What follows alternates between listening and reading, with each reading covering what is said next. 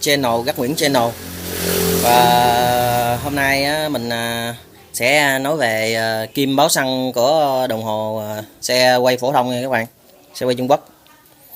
Thì có một bạn hỏi mình là tại sao bạn ấy thay cái phao báo xăng này rồi, đồng hồ tốc độ trên đây cũng thay mới rồi, mà tại sao kim báo xăng này, kim báo xăng này là nó lên không chính xác. Nhiều khi mình đổ đầy xăng á, thì nó lên có chút xíu, mà nhầm khi á, mà không đổ xăng nhiều cái đồng hồ nó báo lỗi là lên đầy luôn.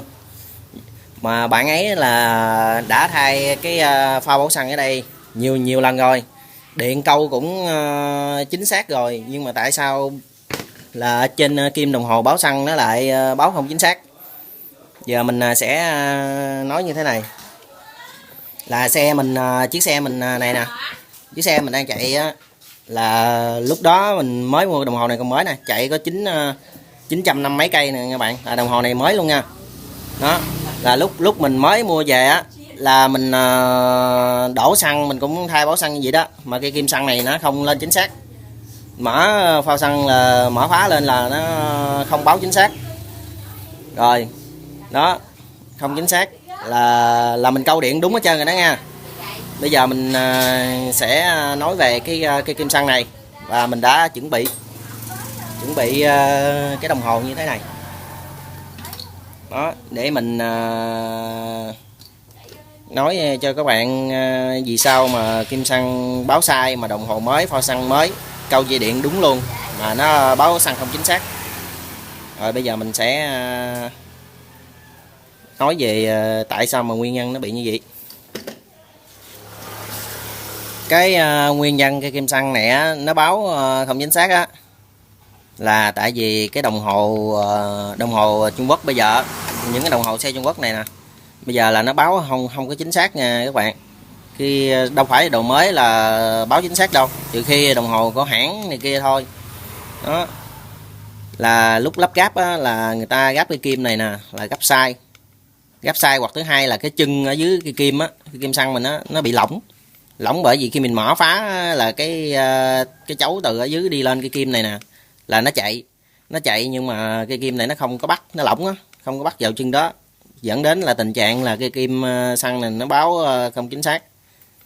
Để khắc phục hậu quả này thì mình sẽ mở cái đồng hồ xe ra, đồng hồ báo tốc độ nè, mở ra rồi ra ngoài, rồi mình sẽ tháo cái mặt đồng hồ này ra nè. Đó là trong lúc làm cái này là cái ổ khóa xe của mình á, là mình sẽ tắt nha các bạn, không nên mở nha, mở làm là cũng báo không chính xác nữa đâu. Đó là mình mở ra như thế này để mình khắc phục hậu quả của nó. Mở ra rồi là cái chìa khóa trên xe là tắt nha, chìa khóa trên xe là tắt, không có để. Đó, không có để. Rồi mình sẽ kiếm cây nhỏ gì đó không cần biết, nhưng mà để tháo cái kim xăng này ra. Nhưng mà khi tháo ra các bạn nhẹ tay thôi nha, không thôi là nó sẽ gãy kim này. Đó, giờ mình sẽ tháo ra cho các bạn xem.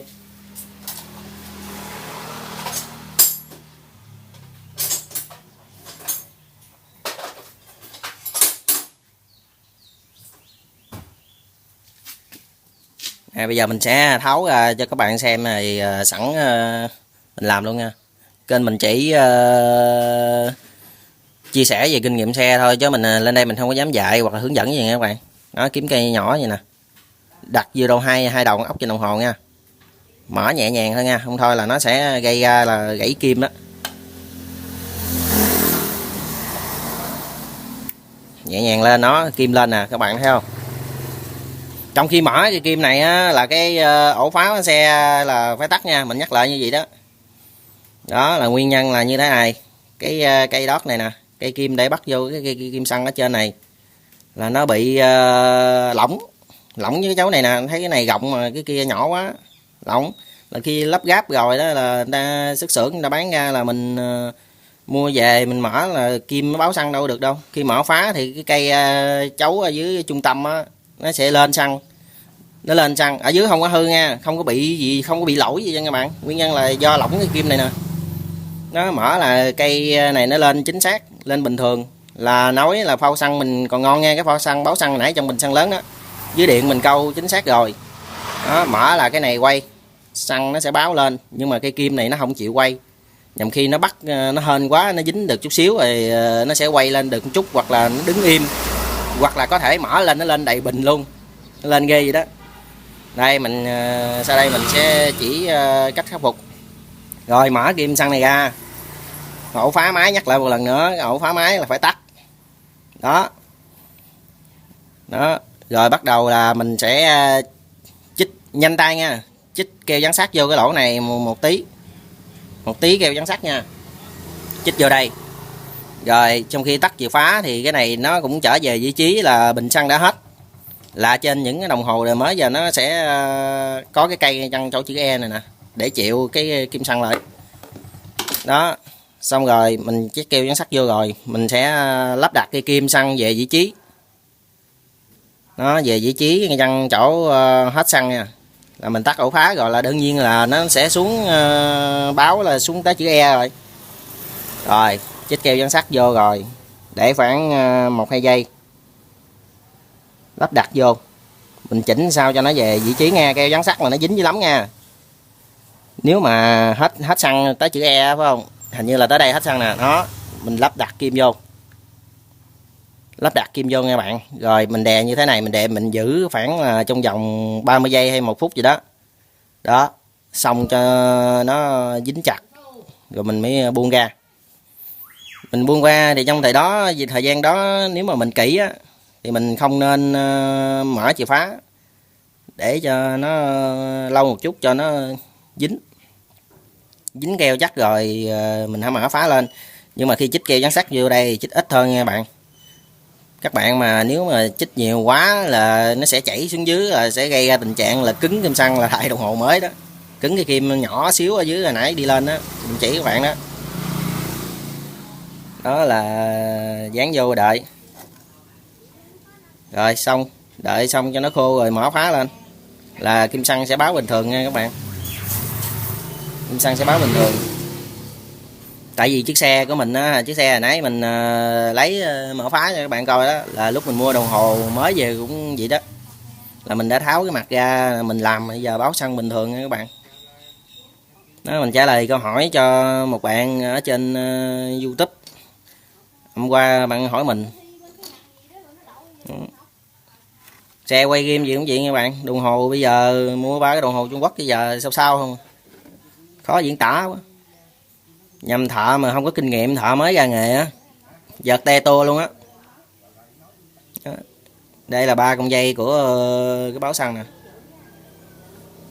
1 dây sau ổ phá, 1 dây khi mình mở để xăng lên, và khi tắt ổ phá là 1 con dây để đi xuống. Rồi mình đã hướng dẫn cho bạn rồi các bạn. Tại khi bạn nhắn tin với mình á, là mình nói bạn cũng không có hiểu đâu. Hiểu nhưng mà hiểu ít thôi, không có hiểu nhiều. Mình làm hành động như thế này bạn mới biết rõ nha bạn. Nhớ là khi chét keo dán sắt vào, mình nhắc lại một lần nữa, chét keo dán sắt vào ở dưới cái chân kim đó là chét ít thôi nha. Vừa đủ để mà cho keo nó bám chặt, nó dính vào ở trong kia. Còn các bạn nào có hỏi mình á, tại sao hướng dẫn về cái đồng hồ tốc độ này mà lại lấy cái vỏ chai nhớ cách tròn để cái bên đây, thì các bạn đừng quan tâm tới. Tại vì mình để đây là mình có ý khác. Nếu mà anh chị cô chú các bạn nào có làm YouTuber lâu năm, họ sẽ hiểu để cái này để làm gì. Rồi vậy mình sẽ kết thúc clip nha bạn. Các bạn xem kênh mình thấy có hữu dụng để khi mình vận hành xe, mình dùng xe đúng cách, thì các bạn hãy like, subscribe và chia sẻ cho nhiều người cùng biết nha các bạn. Rồi tạm biệt các bạn.